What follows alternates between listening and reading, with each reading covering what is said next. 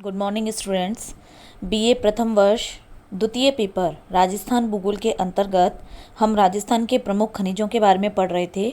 इससे पहले के लेक्चर में मैंने आपको राजस्थान के प्रमुख धात्विक खनिजों के बारे में पढ़ाया। आज के इस लेक्चर में हम बात करेंगे अधात्विक खनिजों के बारे में, अर्थात ऐसे खनिज जिनमें धातु का अंश नहीं पाया जाता है। इसके अंदर चूना पत्थर, डोलोमाइट, अब्रक, जिप्सम जैसे खनिजों को शामिल किया जाता है।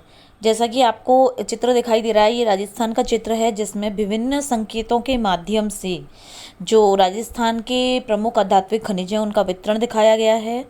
किसी भी खनिज हो, चाहे किसी भी चीज़ का हम वितरण दिखाते हैं तो उसमें चित्र बनाना और मैप के माध्यम से उसके वितरण को दिखाना बहुत ही ज़रूरी होता है।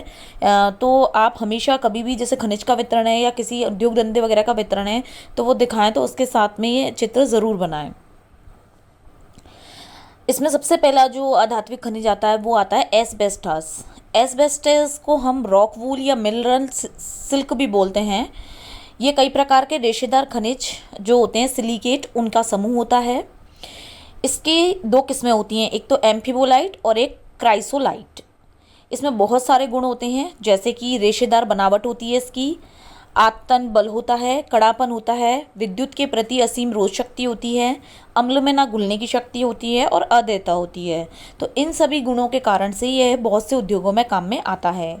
इसके उपयोग की बात करें तो इसका प्रयोग विद्युत रोधक, ऊष्मा रोधक, इंसुलेटर बनाने में, सीमेंट की चादरें, पाइप, टाइल, बॉयलर्स निर्माण में, इसके अलावा अम्ल छानने, रासायनिक उद्योग, रंग बनाने के कारखानों में, लंबे रेशों को बुनने या बटकर कपड़ा तथा रस्सी आदि बनाने में, अग्नि रक्षक पर्दे, वस्त्र आदि बनाने में किया जाता है। राजस्थान एस्बेस्टोस का प्रमुख उत्पादक है और देश का लगभग 90% एस्बेस्टोस यहीं राजस्थान में उत्पादित होता है। राजस्थान में एम्फीवोल किस्म का जो एस्बेस्टोस है वो ज़्यादा मिलता है। उत्पादन की बात करें, सबसे ज़्यादा उत्पादन उदयपुर में होता है। उदयपुर में ऋषभदेव, खेरवाड़ा और सलुम्बर में, राजसमंद जिले में नाथद्वारा में और डूंगरपुर में पीपरदा, देवल, बेमारू और जकोल स्थानों पर। एस्बेस्टोस के बाद में दूसरा धात्विक खनिज है फ्लेसपार। ये अब्रक का उत्पाद है और इसका प्रयोग सिरेमिक, सफ़ेद सीमेंट और कांच उद्योग में होता है। राजस्थान का 96% जो फ्लेसपार है वो मकरेश गांव की खान, जो कि अजमेर में स्थित है, वहां से प्राप्त होता है। प्रमुख उत्पादक इसके क्षेत्र हैं अजमेर और भीलवाड़ा। फिर आता है चीनी मृत्तिका यानी चीनी मिट्टी। ये सफ़ेद और सुगट्टे मिट्टी होती है, प्राकृतिक रूप में मिलती है, राजस्थान की सबसे महंगी मिट्टी है। नीम का थाना सीकर में चीनी मिट्टी धुलाई का कारखाना है।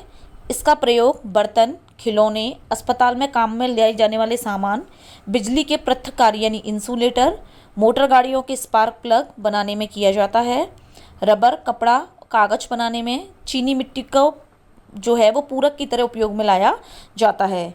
सिरेमिक और सिलिकेट उद्योग में इसका बहुत ज़्यादा उपयोग किया जाता है। इसके उत्पादक की बात करें तो उत्तर प्रदेश के बाद राजस्थान का चीनी मिट्टी के उत्पादन में दूसरा स्थान है भारत में। सबसे ज़्यादा इसका उत्पादन सवाई माधोपुर में होता है। सवाई माधोपुर के रायसीना और वशुभ क्षेत्र इसके प्रमुख उत्पादक क्षेत्र हैं। फिर बीकानेर में चांदी, पालना, कोटड़ी, मूड़, सीकर में पुरुषोत्तमपुरा, बूचर, टोरडा, उदयपुर में खारा और बरिया। अगला जो अधात्विक खनिज है वो है वोल स्टेनाइट। इसका प्रयोग पेंट, कागज और सिरेमिक उद्योग में होता है। वोल स्टेनाइट का जो खनन है वो केवल राजस्थान में ही होता है, सबसे ज़्यादा सिरोही में होता है। सिरोही के प्रमुख स्थान है खिल्ला या बेटका, अजमेर में रूपनगढ़ पीसा गांव, उदयपुर में खेड़ा सायरा, डूंगरपुर में बोड़किया। अगला जो अधात्विक खनिज है वो है डोलोमाइट। ये मैग्नीशियम का अयस्क है।